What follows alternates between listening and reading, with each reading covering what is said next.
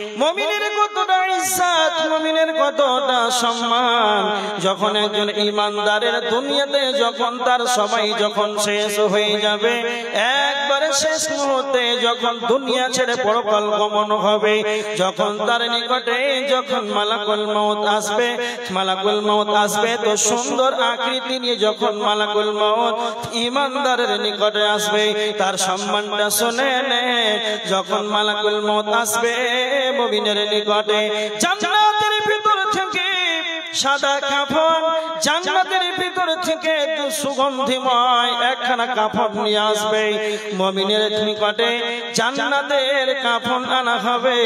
দ্বিতীয় নাম্বার, ঈমানদারের নিকটে যখন মালাকুল মউত আসবে তখন ঈমানদারকে জান্নাতের সুসংবাদ দিয়ে দেওয়া হবে। এসে বলা হবে, ইয়া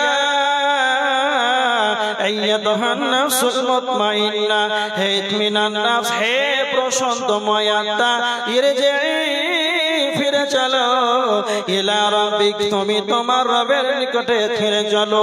যখনই মুমিনের নিকটে মালাকুল মউত চলে আসবে তখন যেন তাকে জান্নাতের সুসংবাদ দিয়ে দেওয়া হবে।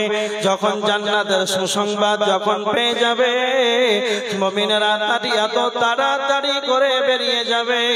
যেমন বোতলের ভিতরে পূর্ণাঙ্গ ফুল পরিমাণ পানি আছে, তা বোতলে টিপিটাকে খুলে দিবেন, হালকা কাজ করলেই যেমন বেরিয়ে যাবে। আল্লাহর নবী বলেছেন, মশকের পানি যেমন, মশকি পূর্ণাঙ্গ পানি যেমন থাকে, মশকটাকে হালকা কাজ করলেই যেমন বেরিয়ে যায়, তো ঈমানদারের আত্মাটি তাড়াতাড়ি করে তেমন বেরিয়ে যাবে। যখনই মুমিনের আত্মাটিকে বের করা হবে, জান্নাতের সুগন্ধিময় কাফনে থাকে তার আত্মাটিকে রাখা হবে। এত সুন্দরতম, এত সুন্দরময়, এত সুগন্ধিময় আত্মা। আর মালাকুল মউতের সঙ্গে অনন্য জন ফেরেশতারা আসবে আর বলবে, এত সুন্দর আত্মাটি কার, আমাকে দাও, আমি যেন উপর দিকে নিয়ে যাব। ভালো আত্মাকে সবাই যেন নিতে চাইবে। অনন্য ফেরেশতারা বলবে, আমাকে দাও, আমাকে দাও, আমাকে দাও, আমি যেন উপরের দিকে নিয়ে যাব। যখন উপরের দিকে নিয়ে যাওয়া হবে, আসমানের ফেরেশতারা বলবে, এত সুন্দর আত্মাটি কার, না তো তার আব্বার নাম ঠিক আসমানের উপরে উল্লেখ করা হবে। পৃথিবীর মুখে যাকে ভালো নামে ডাকো, আব্দুল সত্তারের ছেলে হাজী আব্দুল গাফফার, তার আব্বার নাম ধরে ভালো ভালো নামে যাকে ডাকা হতো, সেই ভালো নামে যেন উপরে থেকে ডাকা হবে। এইভাবে যখন প্রথম আসমানে নিয়ে যাওয়া হবে, বলা হবে, আসমানের দরজা খুলে দাও। সঙ্গে সঙ্গে মুমিনের জন্য আসমানের দরজা খুলে দেওয়া হবে। এইভাবে প্রথম, দ্বিতীয়, তৃতীয়, চতুর্থ, পঞ্চম, ষষ্ঠ, সপ্তম, এইভাবে আসমানের দরজা খুলে দেওয়া হবে। সপ্তম আসমানের উপরে রয়েছে ইল্লিন নামক জায়গা।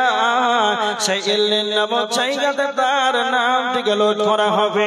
ইল্লিন নামক জায়গাতে যেন তার নামটাকে লিপিবদ্ধ করা হবে। এবার দেখেন একজন মুমিনের কতটা ইজ্জত, কতটা সম্মান রয়েছে, একজন ঈমানদারের কতটা সম্মান রয়েছে।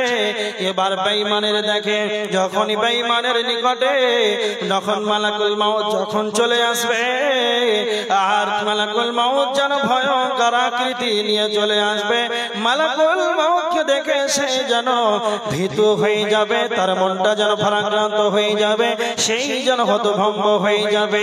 মালাকুল মউতকে দেখে সেই খবিশ আত্মা বেরিয়ে আয়।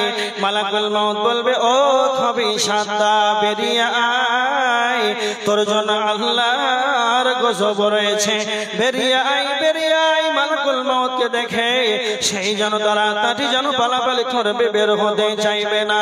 যখন বের হতে চাইবে না, মালাকুল মউত এমন একজন ফেরেশতা, পশ্চিম কালো তাকে ছেড়ে দেবে না। আজরাইল আসিবে, পাশ তোমার বসিবে, দাম কবজ করিবে, ছেড়ে দেবে না। আজ কোনো দিন ফিরে আসবে না।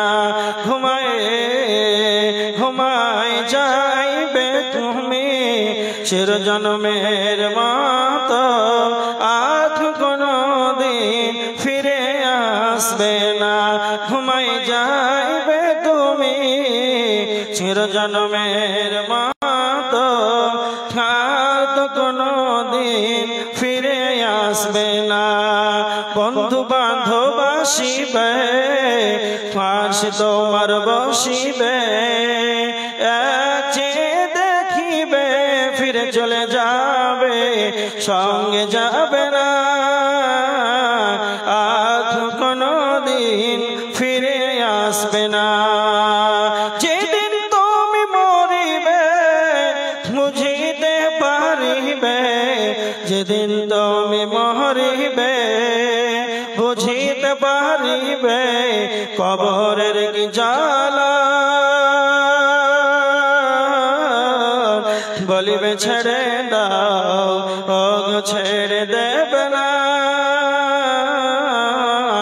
আর কোনো দিন ফিরে আসবে না।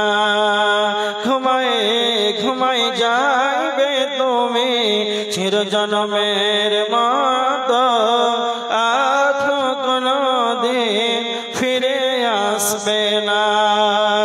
মালাকুল মউত এমন একজন ফেরেশতা, আল্লাহর হুকুম পালনের জন্যই সে নিজ ধরেছে। কার বাড়ি আসবে? এমএলএর বাড়ি আসবে না এমপির বাড়ি আসবে, প্রধানমন্ত্রীর বাড়ি আসবে, কার যেন হুকুম লাগবে না, পারমিশন লাগবে না, আল্লাহর হুকুম হয়ে যাবে।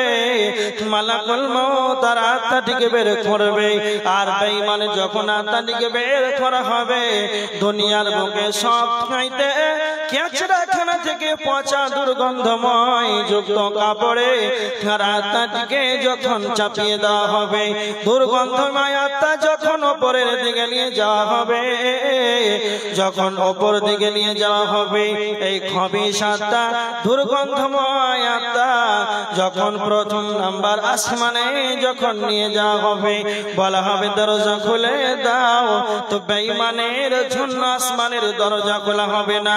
আল্লাহ বলেছেন ইন্নাল্লাযীনা কাযযাবু বিআয়াতিনা ওয়াস্তাকবারু আনহা লা তুফাত্তাহু লাহুম আবওয়াবুস সামা।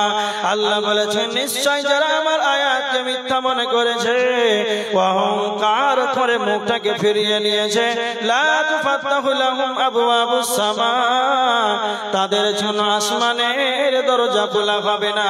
কিন্তু ঈমানদারের কতটা সম্মান যে মুমিনের জন্য আসমানের দরজা খোলা হবে।